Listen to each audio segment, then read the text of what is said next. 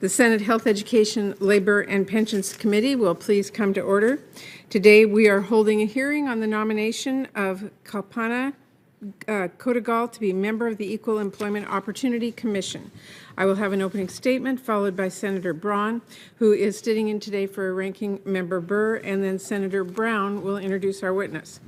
After the nominee gives her testimony, senators will each have 5 minutes for a round of questions. And while we are unable to have this hearing fully open to the public or media for in-person attendance, live video again is available on our committee website at help.senate.gov. And if anyone needs accommodations, including closed captioning, you can reach out to the committee or the Office of Congressional Accessibility Services. We received Ms. Kotagal's formal nomination on April 5th. Her Office of Government Ethics paperwork on April 15th, and her committee paperwork on April 14th.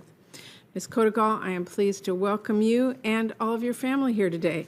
We're very glad that you are joined today by your husband, Wyatt, your parents, Shashi and Uma, your sister, Mira, and your children, Narayan and Kishan. Very, very nice to see all of you today. Thank you for coming.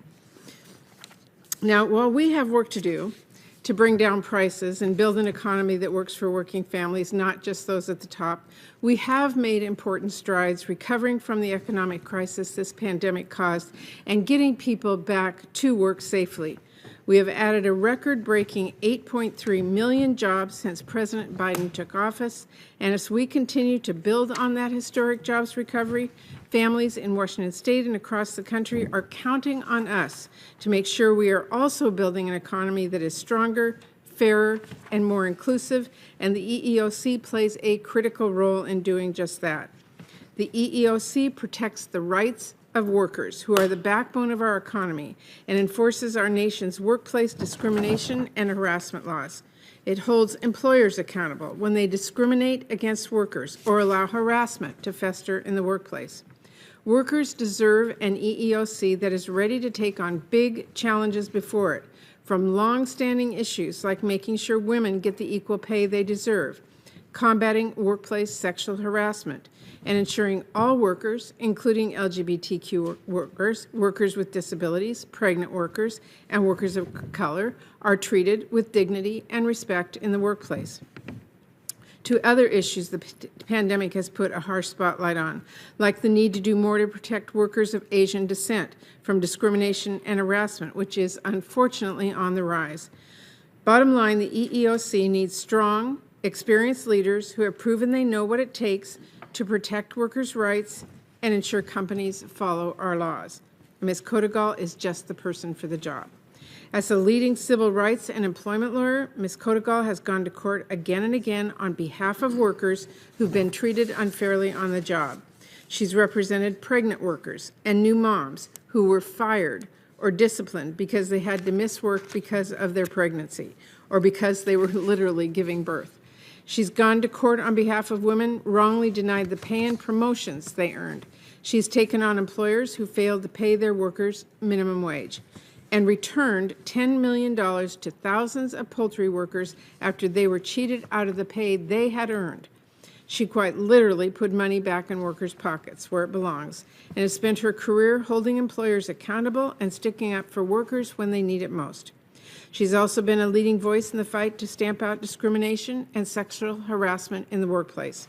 At every turn in her career, Ms. Kotagal has been a champion for workers denied the pay, dignity, and respect that are their right, and I have no doubt that as a member of the EEOC, she will continue fighting to create better, fairer workplaces and an economy that works for everyone. I'm pleased President Biden has sent a nominee who is so clearly qualified and committed to fairly enforcing our laws and protecting workers' rights. I look forward to supporting her nomination and working with my colleagues to confirm Ms. Kotagal. Because with so much at stake for working families across the country, we need people like Ms. Kotagal on the EEOC to do the important work of closing the gender pay gap and ending other pay inequities, stamping out workplace harassment and discrimination, and protecting workers' rights. People in Washington State and across the country are struggling right now, especially with high prices at the grocery store and gas pump. Everyone on this committee understands that. We are all hearing from families back home about it. So we should all understand why supporting the EEOC's work making sure people get the wages they've earned and deserve, and confirming Ms. Kotagal is so important because no one should lose wages or job opportunities to discrimination. No one should have to put up with harassment at work just so they can put food on their table. So I hope everyone on this committee will join me in supporting Ms. Kotagal and getting her confirmed to the EEOC without delay. And now, before I turn it over to Senator Braun for his opening remarks, I seek unanimous consent to put in the record 11 letters in support of Ms. Kotagal's nomination, including from more than 53 organizations representing workers and fighting for civil rights and equality in the workplace, and CEOs and opposing counsels for Ms. Kotagal's litigation that support her nomination because they respect her professionalism and her ability to see all sides of issues. So ordered. And with that, I will turn it over to Senator Braun for his opening remarks. Thank you, Madam Chair. I think it's an important hearing today because I believe equality of opportunity is the bedrock of the American dream. However, I think there's now a movement that seeks to use the federal government to end equality of opportunity and maybe replace it with equality of outcome. I think those are two totally different goals. Americans must be guaranteed a level playing field to succeed economically on their own merits, but it's not the job of the federal government to ensure economic outcomes. That gets to be very difficult. The Equal Employment Opportunity Commission is at the center of this conversation. If confirmed, Ms. Kotagal, you'll be charged with enforcing our nation's employment discrimination laws. I hope that you will commit to ensuring all Americans have equal access to opportunity rather than supporting an agenda of discrimination under the banner of equity. The Trump administration made many changes to the EEOC aimed at unleashing economic opportunities for all Americans. The Trump EEOC also enacted transparency and accountability measures for the Commission. And those two things, transparency and accountability, have got to be part and parcel of anything we do here. Some have called for these changes to be reversed. For example, ending provisions requiring the Commission to vote to approve litigation and to post these votes publicly online. This change gave the authority to commence litigation against employers back to the commissioners as Congress intended, instead of concentrating that power in the General Counsel. To me, that is foreboding. There's also been talk of limiting the information provided to employers during conciliation and changing the updated compliance manual on religious discrimination. Finally, the chair of the Commission has also made clear that she will seek to reinstate burdensome collection of pay data from employers in an attempt to identify pay discrimination. However, the reality is that this data provides no context for the wages such as job experience, education, or skill level. This collection will force employers to shoulder additional costs and require significant changes to their HR systems for data that has not even been proven to be useful.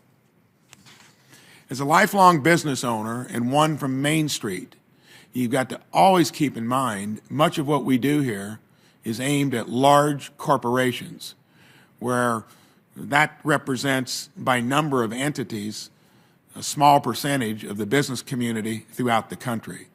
And you got to be careful, whatever we do, is that it doesn't put a heavy regulatory burden on the part of the economy from Main Street that functions pretty well. And it's like my business, treat their employees like family and generally don't run into these issues. I do know that the vast majority of employers care deeply about their employees. Business owners have every incentive to do so. If you want to build and grow long-term, you have to create a safe and fair organization for all employees, regardless of their race, religion, sex, disability, or age. I look forward to learning more about your background, your thoughts on these issues, and the future of the EEOC. Thank you, Madam Chair. Thank you, Senator Braun. We will now welcome Senator Brown to our committee to introduce Ms. Kotagal. Welcome. Thank you, Madam Chair. Senator Braun, thank you. Thanks for holding this hearing, allowing the opportunity to introduce Ms. Kalpana Kotagal, a native daughter of Cincinnati, Ohio. Ms. Kotagal is President Biden's nominee, as we know, to be a member of the Equal Employment Opportunity Commission. She's a partner at Cohen Milstein for the past 15 years. She has served as a plaintiff's attorney, bringing class action cases on behalf of workers, many of whom have faced discrimination on the job. She earned her BS and AB with honors from Stanford and her JD cum laude from the University of Pennsylvania Law School. I understand she's perhaps most famous in certain circles for helping to make the entertainment industry a more diverse place through her work on inclusion riders. That's important, admirable, and necessary work. But as the Washington Post recently put it, most of the people she fights for don't wear ball gowns and diamonds. They're banana pickers, chicken pluckers, hourly wage workers, disabled postal carriers, nurses. Ms. Kotagal spent her career fighting for overtime pay for poultry plant workers, higher wages for nurses, pay equity and fair opportunities for career advancement for women working at Walmart. It's a career that embodies the dignity of work, the idea that hard work should pay off for everyone, that all workers should have the opportunity to support their families and build careers, no matter who they are, no matter their background, no matter what kind of work they do. When I asked Ms. Kotagal a few days ago in my office, why workers?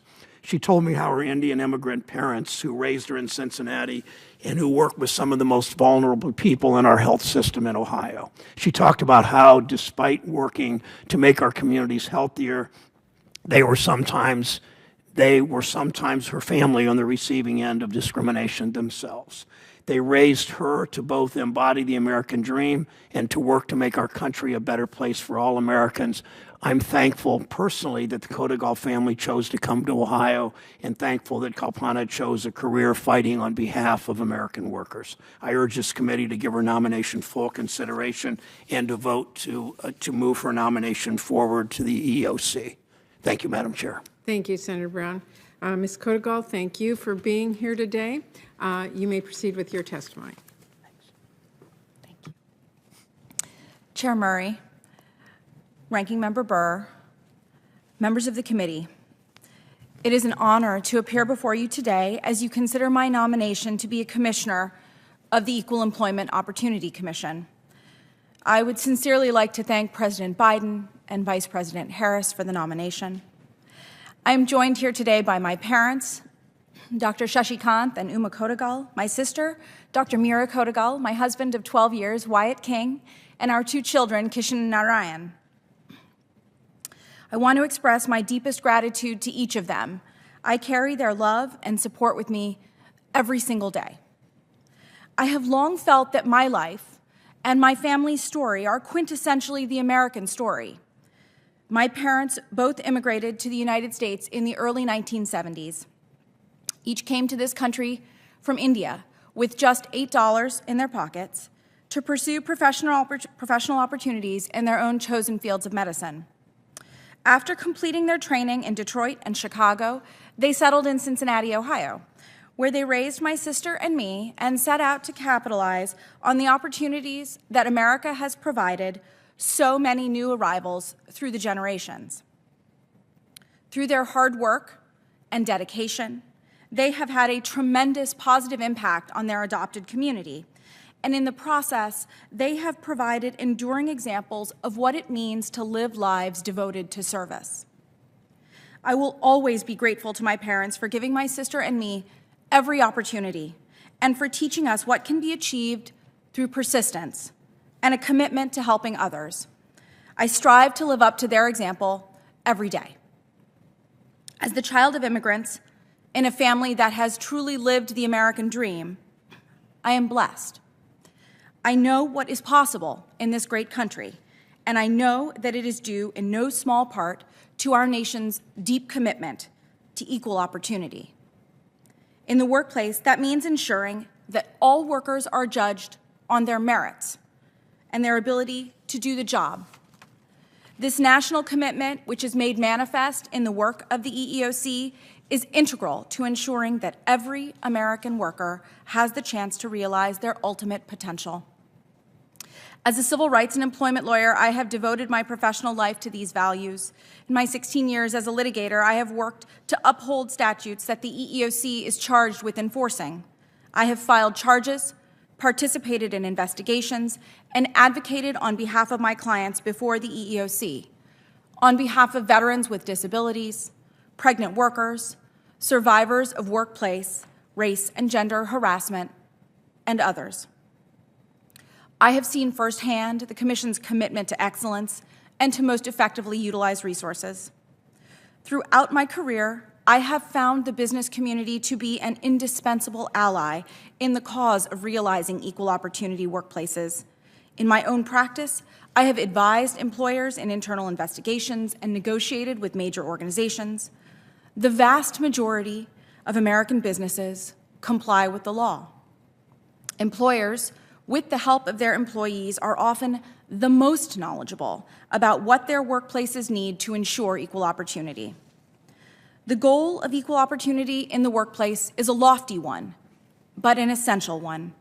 Workplaces that are free from discrimination benefit more than just their employees. They also benefit those employees' families and communities and contribute directly to an innovative and dynamic American economy. In short, discrimination-free workplaces benefit all of us. If confirmed, I plan on listening and working collaboratively and learning from all stakeholders, employers, the business community, and advocates for workers. I would consider the views of my fellow commissioners, EEOC staff, members of Congress, practitioners, academics, and stakeholders alike. The American workplace is dynamic, complex, and multifaceted, and it takes a variety of perspectives to identify and pursue creative strategies as we work toward workplaces free from discrimination. I have taken thoughtful approaches to cutting-edge litigation and advise clients, finding common ground to forge collaborative outcomes. Throughout my career, I have represented people who have sought to make their workplaces more equitable, to be treated with dignity and respect, to be valued and assessed, to paraphrase Dr. King, by the content of their character and the quality of their work. I have seen firsthand how critical the work of the EEOC is in realizing our national commitment to ensuring equal opportunity for everyone in this great country. It is truly an honor to be considered for the opportunity to be a part of the EEOC's important mission. I thank the committee for your time, and I look forward to your questions. Thank you very much. We will now begin a round of 5-minute questions. I ask my colleagues to please keep track of your clock, stay within those 5 minutes. The EEOC was established by the Civil Rights Act in 1964 for a very important reason: to administer and enforce the laws that protect against workplace discrimination and to ensure all workers have equal access to employment. Yet far too many workers still face discrimination in their workplace. I hear from many women, workers of color, workers with disabilities, and others about the discrimination and retaliation they face in the workplace, and I know we can do more to ensure quality and opportunity for everyone. You have worked on behalf of many workers who've fought against discrimination. Based on your experience, if you are confirmed, what will your top priorities be at the EEOC to help workers across the country? Thank you, Senator. If I'm so fortunate as to be confirmed, I would look forward to working with the chair and other commissioners to determine where my experience and my skills and my background could be most effectively deployed in service of the important mission of the EEOC. Obviously, as a litigator, I have a great deal of background in that issue, and I view litigation as a crucial part of what the EEOC does in enforcing our workplace non-discrimination laws.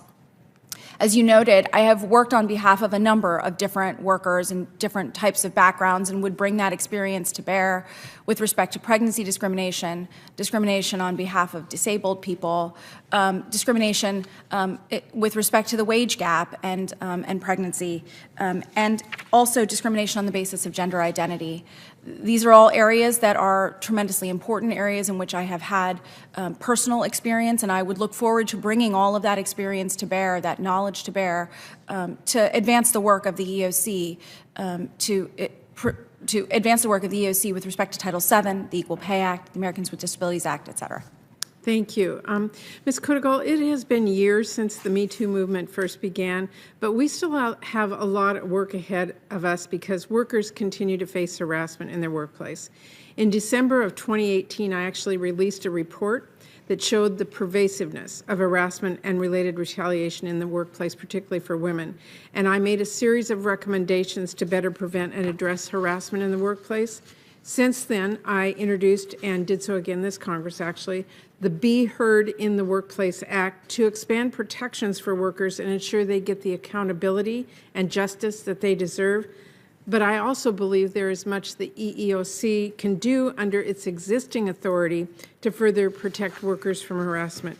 If you are confirmed, I hope you will look carefully at the Be Heard report and our bill and work with your colleagues to take an aggressive stance so that we can finally make progress in rooting out harassment and discrimination. Will you work with me on that? I absolutely will, Senator Murray. Thank you. Ms. Kotagal, the wage gap remains a huge issue, with too many women workers still earning less than they deserve, and many women of color and women with disabilities face especially stark wage gaps for doing the same work as other employees. Those wage gaps actually mean that women lose thousands of dollars every year in their wages, and that means very real challenges for them, saving for retirement, supporting their families, affording child care, health care, and just being able to make ends meet. I am continuing, of course, to try and pass the Paycheck Fairness Act. It's a common sense bill to address the loopholes that allow pay discrimination and protect workers from retaliation when they talk about their pay. But can you tell us how addressing the wage gap would help workers, including the clients you have worked with throughout your career?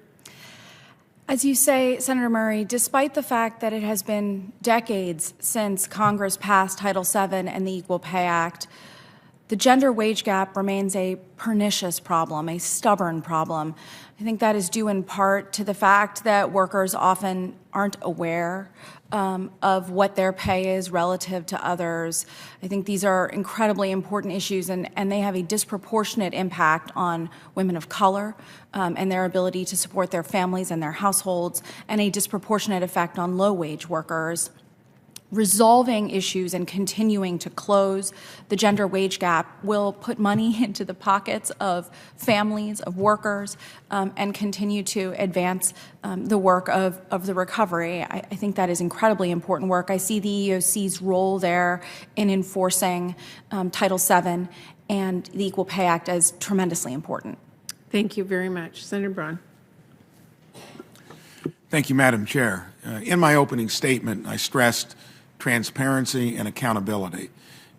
To me, those have to be the underpinnings of anything that works to where it's going to be responsible to someone. So I'm worried that in what I've read in terms of what might happen, and I'm referring to what occurred under the Trump administration, the EEOC, created transparency and accountability by requiring commissioners to vote on whether or not to commence litigation and by posting those votes online. And there's a new discussion out there that if you're confirmed, the EEOC will put the authority to commence litigation in the hands of the General Counsel, and more alarming than that, no longer require public voting. Simple question, will you commit to keeping the measures in place that require commissioners to review and approve the majority of litigation and then post these votes online? Senator, I think transparency is an incredibly important value. And I look forward to learning more from my fellow commissioners if I'm so fortunate as to be confirmed. I understand that the Commission has had a track record of delegating some litigation authority to the General Counsel, and that there are certain areas, including novel areas of law and areas that would involve substantial outlay of the Commission's resources with respect to litigation, where the commissioners do play an important role in approving litigation. So you said you definitely support transparency and I assume accountability as well. Are you willing now to say that you'd keep that? Because it's hard for me to imagine how there could be any benefit to taking that away. And it shouldn't be just because it occurred under a different administration, because I've never really observed much that works well in the long run that doesn't keep as much transparency at play as possible. I agree. Transparency is an important value. It's an area that I would be absolutely willing to learn more about if I am so fortunate as to be confirmed, including from your office and your staff, Senator. Very good. We'll continue that conversation down the road. These measures, when it comes to small business especially, I'm concerned that you need to keep in mind, and I said that in my opening statement as well, that whatever you do, I hearken back to 08-09, Dodd-Frank, and the number of community banks and small banks that had none of the behavior that the largest banks had that took us into that free fall, but they ended up with the consequences. And in many cases, not having the administrative staff or the ability to spread the overhead that rules and regs came out of, and it was dispensed with kind of a one-size-fits-all. I'm concerned that whatever happens in terms of some of the things that are being talked about, that it'll accentuate that burden on small business. Do you think it's valid to differentiate between where most of these problems might be, similar to in the budget hearing that I was part of last week when Amazon was being talked about? 150% turnover rate, an accident rate way above the norm. That's one thing. That's not typical of most small businesses, especially ones that have been run by families for a long time. Is that a fair distinction to make, or do you think whatever happens should be one size fits all regardless of your size and your behavior? It has certainly been my experience that most employers are working to get it right for their employees, that most employers are interested in following the law. I think that was certainly something you and I chatted about last week, and I think that's an incredibly important, certainly consistent with my experience. I think it is important to ensure that all workers are protected from discrimination in the workplace, and that the approach to those issues must be consistent across workplaces. Having said that, I think that there may be different tools that should be considered, and I would be very interested in hearing all perspectives with respect to any issues as they may relate to business and to workers. Thank you. Thank you. Senator King. Thank you, Chair Murray. I'm on 4 committees, and I've been to a lot of nomination hearings, but I'm not sure that I've seen a nominee who's as well suited for the position as you are, Ms. Kotagal, and I just applaud the career that you've built and how well it would lead to this particular post. 2 questions. First, I want to pick up a little bit on what the chair asked about wage gap, but come at it from a slightly different angle. Talk about low-wage workers. I think we really need some strong enforcement in these areas, and a lot of low-wage workers, disproportionately women and people of color. How would you plan, should you be confirmed, to ensure that the EEOC is devoting sufficient resources to addressing discrimination in industries where low-wage workers predominate? It's a tremendously important issue. As you know, that has a disproportionate impact. Discrimination in low-wage worker areas has a disproportionate impact on women of color, and the way that ripples through their families and their communities, I think, is an area that, if resolved, would pay tremendous dividends for those families and for our communities.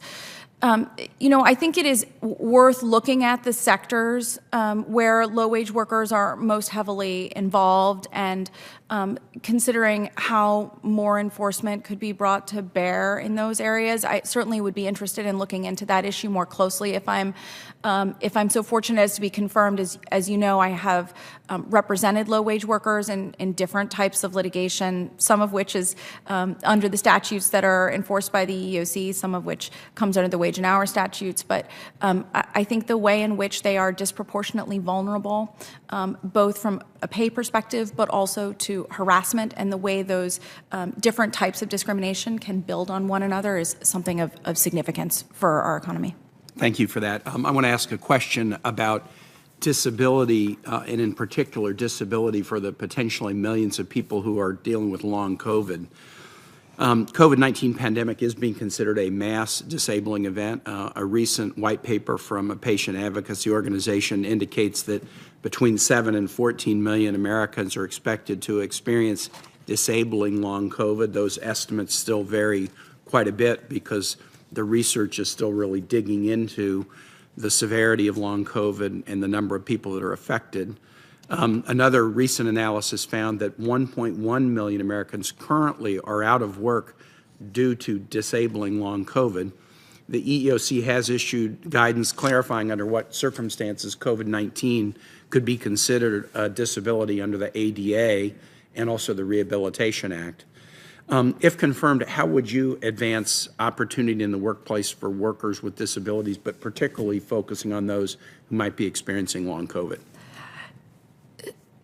Senator, it seems to me that the evolving landscape of long COVID is something that we need to understand both from the perspective of workers and ensure that we're providing clear guidance to employers as that landscape evolves. I think the other thing that seems clear is that the mass disabling event that has been COVID has had a tremendous impact, both from a physical perspective, but also from a mental health perspective, and understanding both physical disabilities and mental health disabilities as they arise from COVID, I think is going to be really important to getting folks back to work. I would want, if I'm so fortunate as to be confirmed, to see where the EEOC is with respect to these issues, what work is being done, both on the enforcement side to ensure that workplaces are not discriminating against workers with disabilities, as well as providing guidance to employers about how to use the interactive process to get folks back to work. Thank you. And just to conclude, one of the things that has happened during COVID is not only have people suffered by COVID, and they still are, but also we've learned some things about a work environment that have expanded the ability, for example, to offer accommodations. I didn't have any staffers teleworking until March of 2020, and we ended up learning, wow, we can do a lot of great work via telework. Many people weren't accessing healthcare or education content via teleconnection prior to March 2020, but now have learned that they can. So the problem is serious, but there's also been some learning in the last 2 years that may broaden our ability to offer accommodations to workers with disabilities, not just from long COVID, but other workers as well. I could not agree more. I think our understanding of what constitutes a reasonable accommodation for certain types of workplaces has expanded, as you say. I have litigated from my home office for the last 2.5 years, arguing class cert hearings from my desk on my third floor in a way that we never would have dreamed of 2.5 years ago. Thank you, Chair Murray. Thank you. Senator Casey. Thank you, Chair Murray. I want to start by thanking Ms. Kotagal for her willingness to put herself forward for this nomination, and we're grateful for the work that you've done already in your time as a litigator, as an advocate, to combat gender discrimination in workplaces and to bring those actions on behalf of people that often would not have a voice otherwise or would not have their day in court. So I'm grateful for that, and also grateful for your service with regard to the work that Penn Law School does, especially your work as chair of the Office of Equity and Inclusion on the Alumni Advisory Board, and of course, being a graduate of Penn Law School is another noteworthy part of your record, and I'm grateful for that as well as a senator representing Philadelphia and all of Pennsylvania. I wanted to maybe raise 3 issues with you, if I can do so in the time I have. One is on sub-minimum wage. Another is a bill that I've worked on pregnancy discrimination. And then thirdly, to ask you about older workers. But let me start with sub-minimum wage. We know now that in the nation we've got just about 1,000 employers across the country that are permitted to pay their employees with disabilities a wage below the minimum wage. Fortunately, that number is down from where it was a number of years ago, but it's still too high. And there have been a lot of efforts to phase out sub-minimum wage, and a lot of employers have done it on their own. It's an issue I've worked on for a lot of years. Some of these employees that are paid a sub-minimum wage are paid as little as $1 an hour or 50 cents an hour. Many of these employees with disabilities work side by side with employees who don't have a disability and earn at least a minimum wage. But of course, the people with disabilities are below that in these work settings. Now, the Biden administration has established the goal of eliminating the use of sub-minimum wage payments to people with disabilities. That's probably the first time that's been a goal of an administration, and that's good. But we still have a good bit of work to do. Should our national policy permit employers to pay people with disabilities less than a minimum wage or less than the prevailing wage? It is important from my perspective for workers to be paid fairly for their work. People are entitled to be paid fairly, and if there are workers who are disabled who are working alongside folks who are not disabled and are receiving different wages, that strikes me as deeply problematic. You know, I think it is also important to work to bring disabled workers into the workplace and figure out creative strategies to ensure, as we were talking with Senator Kaine about, to ensure that disabled workers are at work, are back at work. I understand that this is primarily an issue for the Department of Labor, but I think my primary perspective is that workers should be paid fairly for their work. Well, I hope that were you to be confirmed that would be a priority for you. This is a matter that has been around way too long. Candidly, the United States Congress hasn't done enough. Fortunately, now we have a bill in the Senate. Imagine this, it's bipartisan, that we're trying to pass. But I hope that EEOC would be as concerned as I am about this issue. Let me move to the second issue, pregnancy discrimination. This has been rampant. The 1978 legislation did not do nearly enough to prevent this kind of discrimination. Fortunately, we have a standard that came later than the pregnancy law of '78, the Americans with Disabilities Act, which set a reasonable accommodation standard, which should have been observed in the pregnancy context in work sites, but hasn't. So we've got bipartisan legislation. Senator Cassidy and I are leading with strong support and guidance and hard work from Chair Murray, along with Ranking Member Burr. So we've got a lot of good bipartisan support. And I guess I wanted to ask you about your work on behalf of pregnant workers and how will it inform your efforts to protect workers from this kind of workplace discrimination. I have been so fortunate, so honored to represent workers who were terminated as a result of absences from work that they had to take because of their pregnancies. They were not accommodated. Our allegations are that they were not accommodated to the same extent as other workers without pregnancies who had to seek absences for whatever reason. And you know, it is my view, certainly it has been true in my own personal life, my two beautiful kids behind me, that I have been able to have my children recover, bond with them, and return to work. I don't think that workers should have to choose between their work and their families. I think addressing pregnancy discrimination in the workplace is of central importance and, you know, overlaps with other issues that we've discussed, including the gender wage gap. I think it's a tremendously important issue. Well, thanks very much. I'll send you a question for the record on older workers, discrimination against older workers. Thanks, Chair Murray. Thank you, Senator. Thank you. Senator Rosen. Thank you, Chair Murray, Ranking Member Braun, and thank you to Ms. Kotagal for being here today, for your willingness to serve. Appreciate that. I want to get right into it and talk about gender bias in STEM. And as a former computer programmer who began my career in a male-dominated field and co-chair of the Women in STEM caucus, I understand the challenges women face in pursuing and succeeding in STEM careers, particularly when women still make up only 28% of the STEM workforce.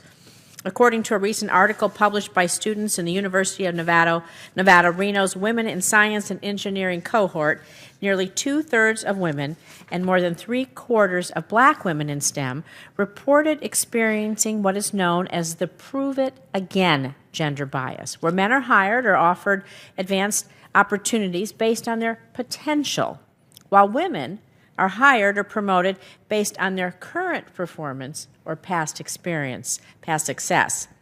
So, Ms. Kotagal, if confirmed, how will you address this issue, particularly as it impacts pay disparity and discrimination, and how might you approach cases before the EEOC where allegations of gender-based pay and promotion disparities, particularly in these historically dominated male-dominated fields?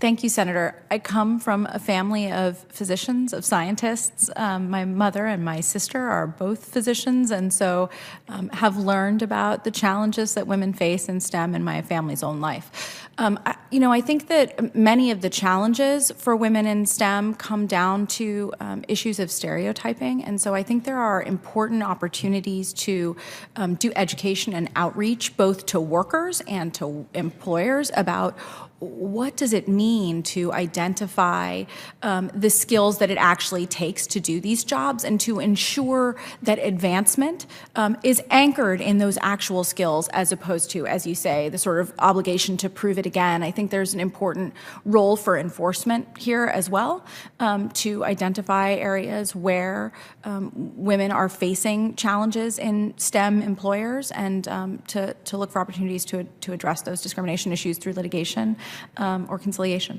I look forward to working with you on that. I want to move on to addressing anti-Asian hate and violence in the workplace, another huge issue facing us, particularly over the course of the pandemic. We have seen a rise in crimes and reports of bias-motivated harassment against Asian American, Pacific Islanders, our AAPI communities, our AAPI-owned businesses. They've also been targeted for discrimination, including in Nevada, which is home to some of the one of the fastest-growing AAPI communities in the country, and more than 21,000 Asian-owned businesses. And so, if confirmed, how do you think you can help address this increase in anti-Asian workplace violence?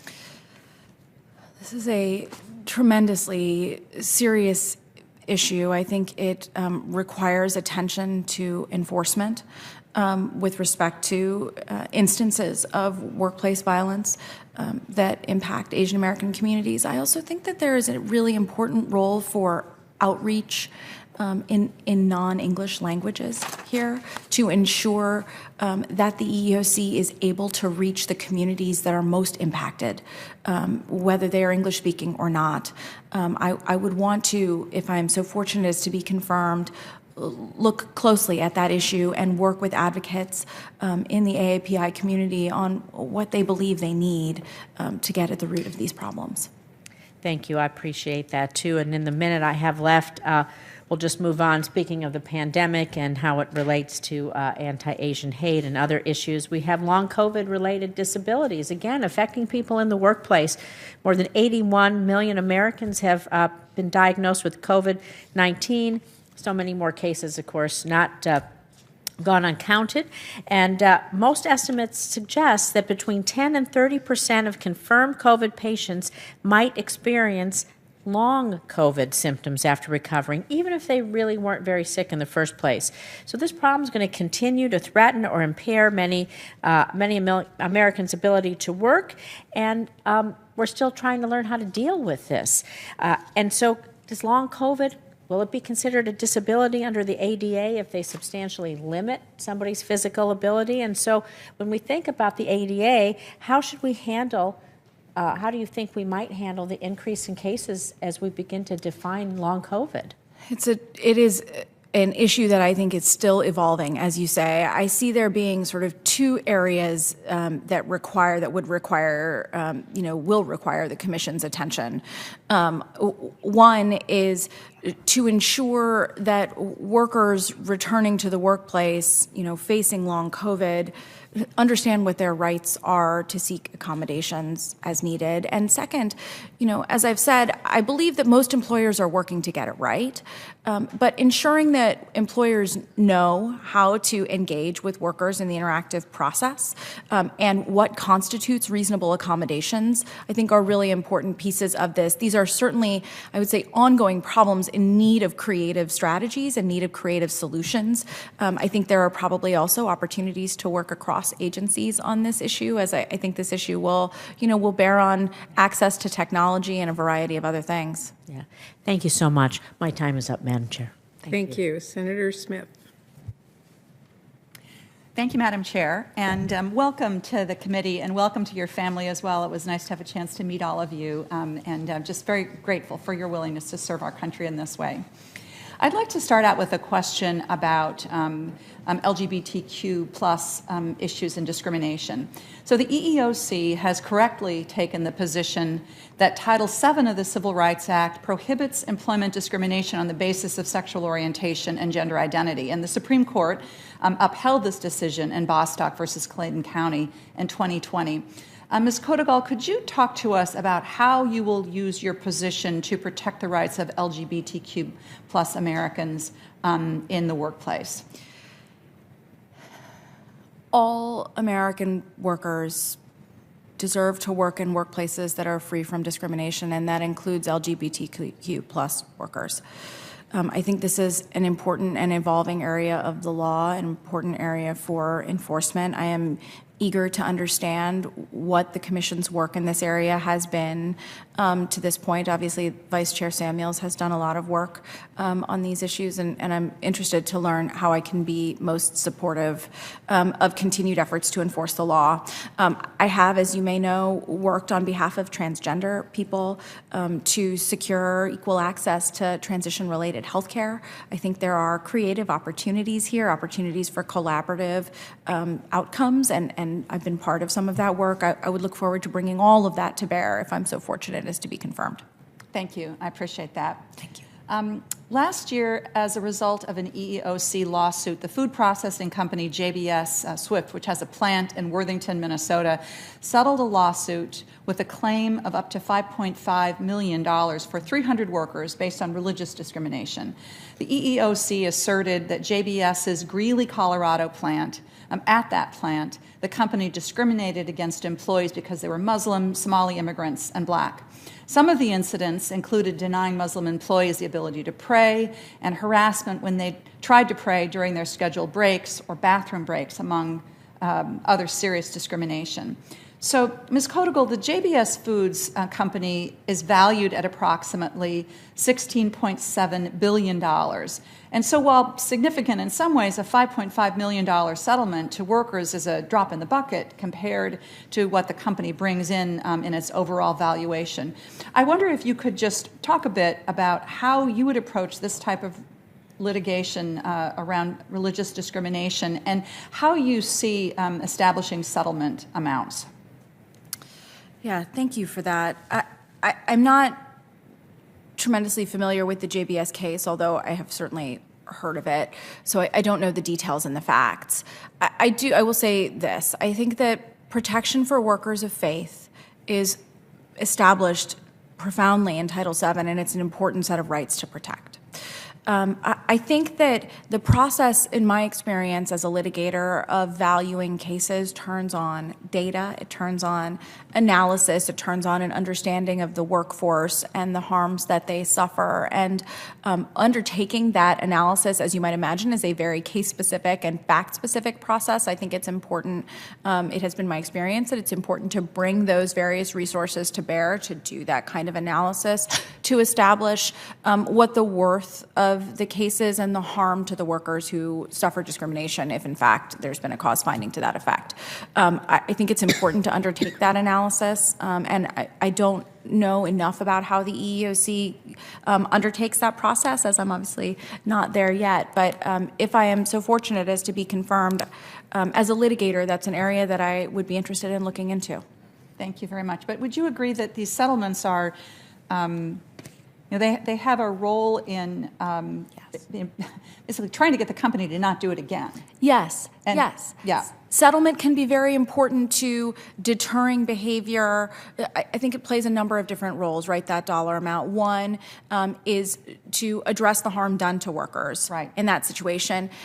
It is also to deter future behavior, both on the part of that employer and, in particular in sort of major industries that are closely watched, on the part of other potential leaders, in that industry. Settlement and settlement amounts, resolution of litigation can be watched closely by others.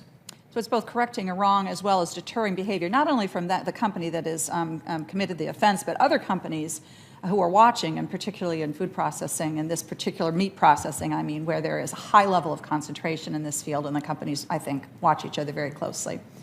Great. Thank you very much. Thank you, Madam Chair. Thank you. Senator Hickenlooper. Thank you, Madam Chair, and thank you, Ms. Kotagal, for your public service already and for being willing to step into this oven of challenges, but also opportunities. Let me start with small businesses. Obviously, I come from a small business background. They are the background of our economy. Oftentimes, though, they don't have the human resources staff or the labor attorneys that could provide real assistance. How can the EEOC help small businesses comply with their obligations under the various anti-discrimination laws? It has been my experience that the overwhelming number of businesses, including small businesses, are working to get it right for their employers. I think that one of the central roles of the EEOC with respect to employers like that is to ensure that they have clear guidance. As you say, they may not have the kind of robust infrastructure of counsel and HR to help them navigate the landscape of the equal employment laws. And in those circumstances, it is really important for the EEOC to provide clarity for employers so that those who are working to get it right for their workers have the information they need to do so. Great. As someone who was on that side, I think most small businesses do struggle to get it right, and sometimes the layer upon layer which Congress has created of a regulatory framework makes it that difficult. As you said in your testimony, employers and employees often know best what they should do or what really will work in a workplace to ensure equal opportunity. How can the EEOC and you and the EEOC build better trust with the business community in that, I think it's fair to say, a common fight against discrimination? I think that's right. I think that listening, willingness to listen, to hear all perspectives, to solicit input from all perspectives is really important. Ultimately, the path to discrimination-free workplaces, if it is to be enduring, must benefit from the input of all stakeholders. That includes businesses, as well as employers and workers, academics and practitioners, others who understand the way that the law works. I think to get it right, we need to really be collaborative in service of that shared goal. That is a perspective that I have adopted in my own practice so far, and would absolutely bring that commitment if I'm so fortunate as to be confirmed. I love that answer. I think one of the people I appointed in a different life when I was governor, we appointed a woman to the Public Utilities Commission who said in her interview that she'd never changed the mind of anyone about something important by telling them why they were wrong and why she was right, that it was only through listening. And I think that's the powerful truth. My staff has been reaching out to the Denver field office. Their caseloads are, I think, like around the country, are growing larger, really becoming overwhelming just because of lack of staff. It's hard to hire, but also budget constraints. Government doesn't have the flexibility to offer raises in the timelines needed sometimes. How important is the field staff to helping the EEOC stop unlawful employment discrimination? I know what the answer is going to be that, but then on top of that, how can we address the staffing issues and reduce the amount of time it takes to process these complaints? Field staff are important. They are the front line. They are in direct contact with workers who are in need of the services of the Commission. I think having adequate staff in the field, having adequate resources, is directly connected to the Commission's ability to enforce the workplace non-discrimination laws. I think those are tremendously important issues. What can be done? Certainly, this is something I would want to look much more closely at, learn from staff in the field offices, learn from my fellow commissioners and the chair, and hear what is being done. And again, a challenge in search of creative solutions. I think we have to bring all of that creativity to bear to most effectively utilize the budget, the resources that are given to the Commission to do its work and to ensure that staff have what they need. I think creative solutions and innovations come from listening to staff, by the listening occurring by good leaders. So I'm looking forward to seeing you as one of those good, and I fully expect great leaders in EEOC. I yield back to the chair. Thank you. Senator Braun. Thank you, Madam Chair. Earlier conversation, we talked about accountability and transparency. Also, I think being impartial and objective would be important as well. And I think a lot of what you can expect out of someone would be based upon, what organizations you've been a part of in this day and age of social media, where you might have put an opinion out there. So I've got a question on when you were part of the Advisory Council for the People's Parity Project. This group led some campaigns against former Trump officials and against law firms that represented the Trump campaign or any Republican allies. And do you think those businesses, anybody associated with them, or anything similar to that, that might have been part of your point of view or your membership of organizations prior to this, can they expect a fair process at the EEOC, given that track record? They absolutely can expect a fair process from me, Senator. My work, my involvement with the People's Parity Project has been with respect to creating equal opportunity in the legal profession to ensure that that folks have an opportunity from underrepresented backgrounds to have the same kind of opportunity that I have been so fortunate to have. And that's been the extent of my involvement with the People's Parity Project. I think the letters of support that are in the record and my reputation as a lawyer and a litigator are that I hear from all sides. I am interested in learning and will absolutely bring that commitment to bear. I recognize that if I'm so fortunate as to be confirmed, my role will be different. As a commissioner of the Equal Employment Opportunity, my responsibility will be to enforce the law, and I value that opportunity. So that is one thing, and then the other thing in this day and age, you can make your point of view heard. All of us do it now and then, and sometimes it works, sometimes it doesn't. I want to read a couple retweets and then tell me how engaging in that manner would again give us confidence that you're not pushing a certain agenda once you get, on this new task.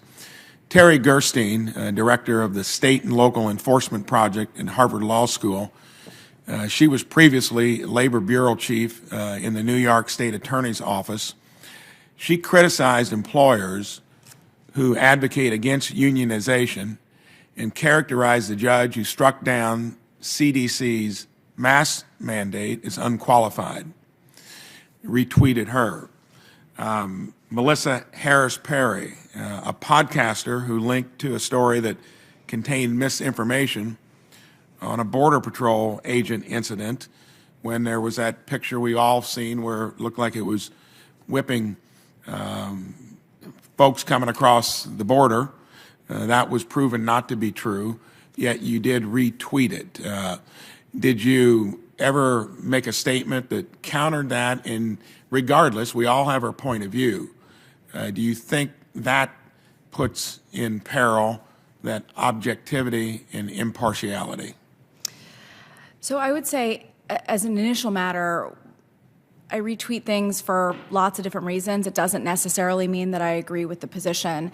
And I go back to what I said initially, which is that I bring a full commitment to this opportunity to enforce the law, to hear from all sides, from all perspectives. I bring a commitment to collaboration, to hearing the point of view of those I may have previously disagreed with in service of enforcing the law. I am flexible and open to learning. So transparency, accountability, objectivity, and impartiality. I'm glad you believe in all that. Thank you. Senator Casey. Thanks very much, Ms. Kotagal. Let me go back to the question of discrimination in the workplace. I mentioned that that's an ongoing problem, as you know. The good news is we also, on this issue, have some bipartisan agreement. It all centers around making changes that will provide a remedy for a Supreme Court case that goes back a ways on the burden of proof. We now know that because of that decision, older adults face a higher burden of proof when making a discrimination claim. And because of that decision, it undermined, weakened the age discrimination in employment, the so-called ADEA, and sent what I think is a damaging and negative message with regard to employees by sending a message to employers that says basically that some discrimination based upon age is okay. And so that's the reason why we have bipartisan support. Senator Grassley and I introduced the Protecting Older Workers Against Discrimination Act. We have bipartisan support from Democrats and Republicans on this bill. And so my question is, how would you ensure that older adults are not facing discrimination in the workplace and in hiring decisions? Senator Casey, I think the trends in our economy make clear that this issue of age discrimination is one that is increased in importance and increasing in importance. And I think it is an important part of our recovery from the COVID pandemic. I think these issues are tremendously important. I also think that they show up in complicated and different ways, including discrimination against older women in a way that may be different than discrimination against older men. And then I think also the emphasis on the role of technology in our economy and the way in which older workers may fare worse in technological workforces from a discrimination perspective. Certainly, if I'm so fortunate as to be confirmed, I would welcome any enforcement tools that Congress sees fit to provide to the Commission. You know, I think these are important areas for enforcement, looking for trends and areas that these issues are showing up most substantially is something that I would be very interested in working on if I'm so fortunate to make it to the Commission. Great. Thanks very much. Thanks, Senator. Murray. Thank you. That will conclude our hearing, and I want to thank all of our fellow committee members, Ms. Kotagal, for today's thoughtful discussion about the importance of this nomination and the EEOC's critical role in protecting workers' rights and in building an economy that is stronger and fairer and more inclusive.